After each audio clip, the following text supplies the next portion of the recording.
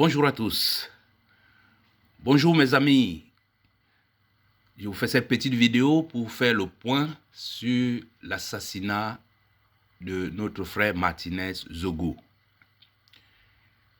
J'ai titré cette vidéo « Le suicide de Amougou Belinga ». Car Amougou Belinga sera suicidé par la mafia Abia. C'est eux qui l'ont tué. Amougou Belinga n'est qu'un exécuteur. Et comme ils ne voudront jamais qu'on atteigne les commanditaires, j'ai vraiment du mal à croire que Amougou Belinga va échapper au sacrifice suprême. C'est ce que nous allons voir dans cette vidéo. Et je vous l'avais dit, une semaine après la découverte du corps de M. Martinez Zogo, que Colombo avait déjà terminé l'enquête. Rien qu'avec le doigt de Martinez Zogo sur sa bouche, Colombo avait compris que c'était la loi de l'Omerta, c'était la mafia. Or, il y a une mafia au Cameroun, c'est la mafia Abia. Et la conclusion était très simple. C'est la mafia Abia qui a tué Martinez Zogo. Car ils n'ont jamais pu protéger ce citoyen. Et Paul Biya n'a pas pu protéger cet enfant que lui-même a appelé de ses forces. Il nous a dit, aidez-moi. Et dès qu'on se pointe pour l'aider, il nous zigouille. Alors, pourquoi l'exécuteur de ce meurtre, de cet assassinat brutal ne peut pas échapper à la sanction suprême? Voyez-vous, tout le monde sait aujourd'hui que le régime est coupable. On n'a qu'à voir que c'est les services secrets qui ont exécuté ce crime avec nos impôts, avec le matériel que nous achetons pour nous défendre. Tous les Camerounais et le monde entier demandent justice. Donc la mafia doit faire un sacrifice. Mais attention, il ne s'agit pas tout simplement de mettre, de brandir un sacrifice comme ça pour que la chose soit validée.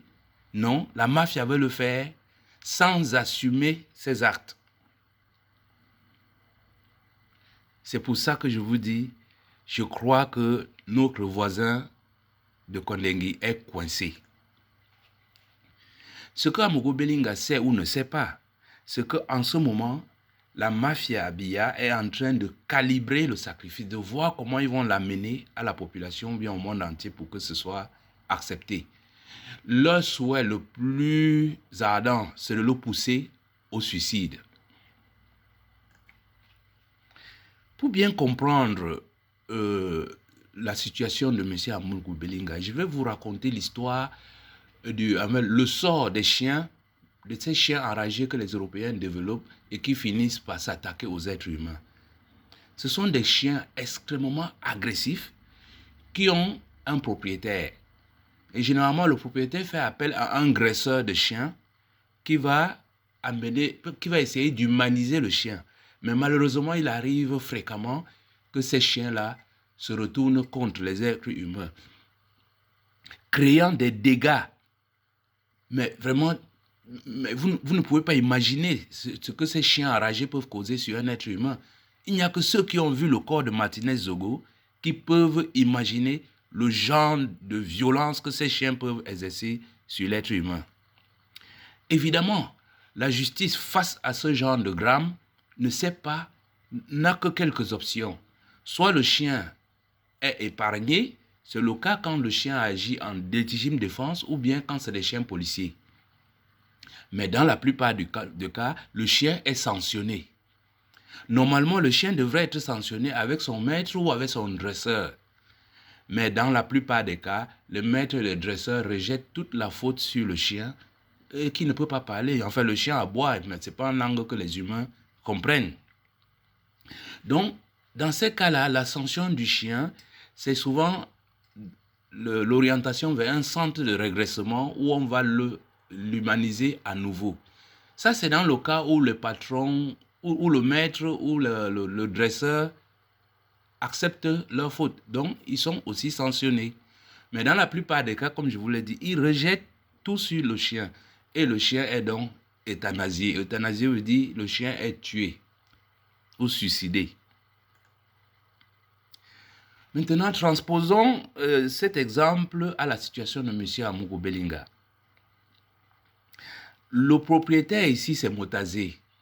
Parce que Amougou Belinga, c'était un bon chien, c'était un monsieur tranquille qui se contentait de quelques petits coups de vol ça et là, jusqu'au jour où Motazé a décidé de mettre tout le budget de notre pays à la disposition de cet homme. Ça l'a rendu fou. Pire, on lui a affligé un dresseur qu'on appelle Laurent Esso. Laurent Esso a fait croire à M. Amougou Belinga qu'il était au-dessus des lois, qu'il était plus que Dieu au Cameroun.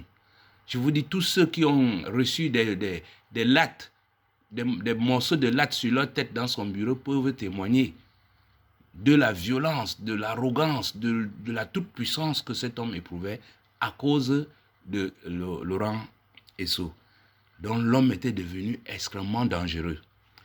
Donc poursuivons notre raisonnement en disant, alors ce chien dangereux s'est attaqué à un être humain, a martyrisé, a torturé Martinez Zogo. Ici, là, on ne peut pas épargner Amougou Belinga parce que ce n'est pas un chien policier, il n'a pas agi en légitime défense. Donc le chien va être sanctionné. Avec son maître ou son dresseur, ça, c'est encore ce que les Camerounais attendent. Mais dans la plupart des cas, on le mettra soit dans un centre de régressement, pour les humains, c'est la prison, soit on va l'euthanasier. Pour les humains, c'est la peine de mort. Mais comme au Cameroun, il n'y a pas de peine de mort, donc ce sera une prison à vie. Donc, jusqu'alors, on aurait pu dire, mais notre grand voisin va bénéficier d'une prison tranquille dorée et qui sait, un jour il va sortir et retrouver ses milliards. Que non. Pourquoi? C'est pour ça que j'ai dit qu'il est coincé. Parce que Amougou Belinga n'est pas un simple chien. C'est un chien qui parle. Et ça, les maîtres et les agresseurs le savent. Et comme ils n'assument pas, il ne leur reste qu'une seule option. Ils disent qu'il faut l'euthanasier.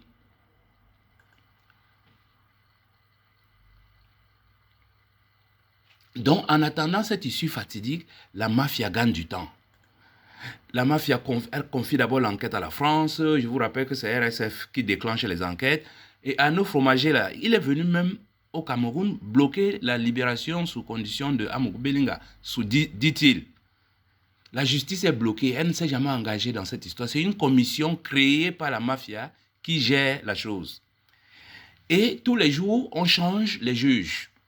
Et on bassine les Camerounais avec des distractions de 1001 nuits pour essayer de les éloigner du sujet principal. Mais je crois qu'ils l'ont constaté, les Camerounais résistent. Quel qu'en soit tout ce qu'on leur propose, ils n'exigent qu'une chose, la justice pour Martinez Zogo.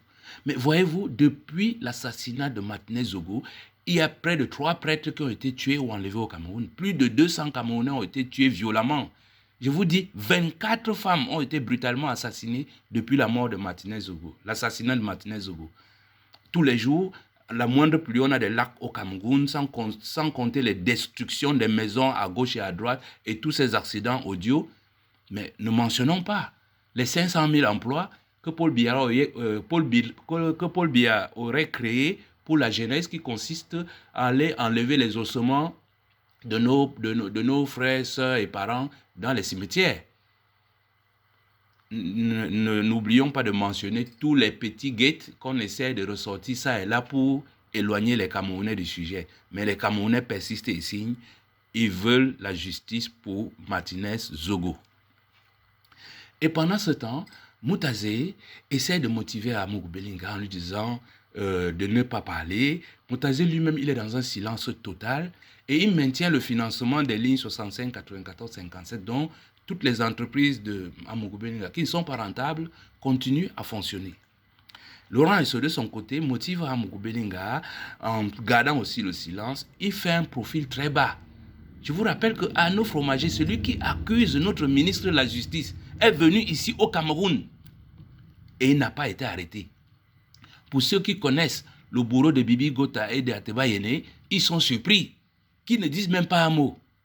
Il demande à Amougou Belinga de ne pas parler et il maintient l'illusion d'une libération possible. Il lui autorise même à voir ses femmes. Amourou Belinga, quant à lui, a mobilisé tous ces milliards avec les avocats, les journalistes, les influenceurs. Et il a déjà menacé de parler sur la RCA et la Guinée. Vous vous rappelez la sortie de Maître Tchungang, qui disait que Amourou Belinga a sur son bureau tout le complot contre M. Touadéra et Obiangema organisé à partir du Cameroun. Et tout le monde est passé sous silence sur cet aspect. D'ailleurs, le président Obiangema se demande toujours comment ces terroristes sont partis depuis le Soudan, séjourner au Cameroun pendant plus de 14 mois avant de l'attaquer. Résultat, le pauvre est en train de construire un mur entre le Cameroun et la Guinée. Bon, c'est pas ça le sujet, mais passons. Disons que M. Amourou Belinga comprend vraiment qu'il est dans la nasse et il fait de son mieux pour s'en sortir. La dernière en date, ce qu'il a voulu, il a envoyé les influenceurs pour faire croire que Martinez Zogo sera un Superman qui sera encore vivant. C'est-à-dire, voilà, notre frère qui a été kidnappé, frappé, traîné nu, torturé avec des barres de fer, ongles, doigts et dents cassés, oreilles, sexe et langue coupées, les membres et les cheveux arrachés. On nous dit que cet frère-là serait quelque part en train de se balader avec des articles sur lui. Ça, c'est vraiment la preuve que cet homme sait qu'il ne va pas échapper au sacrifice suprême. Et les dernières actions en date, on lui refuse la IAS privée, l'homme au jet privé, on lui refuse la IAS privée, on lui refuse même une cellule privée.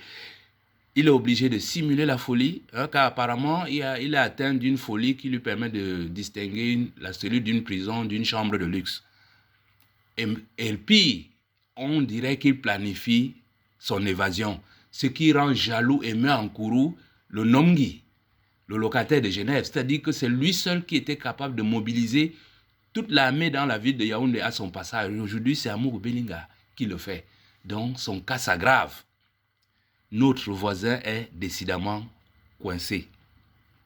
Alors, mes chers amis, j'ai fait cette vidéo pour vous demander d'ouvrir l'œil. Car ce moment fatigué va arriver.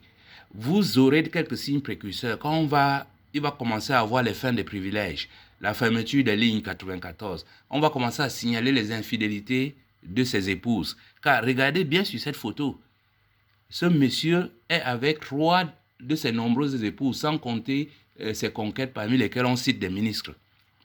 Et vous verrez aussi s'il y a une pression sur ses maîtres et ses graisseurs, ce que le temps approche. Et il y aura bien entendu un point culminant, l'élection en 2025 ou avant. Donc mes chers amis, ouvrez l'œil, ça peut aller très vite. En attendant un miracle, vraiment parce que le Cameroun c'est un pays de miracles, hein, tout peut arriver dans notre pays. Donc un beau jour, on peut nous dire que le homme-loi est libéré. Mais croyez-moi, prions pour le homme-loi des hommes-loi, qui est en train bien de se rendre compte qu'il n'est qu'un homme-loi me coupe. Merci de m'avoir écouté et partagé cette vidéo. Merci.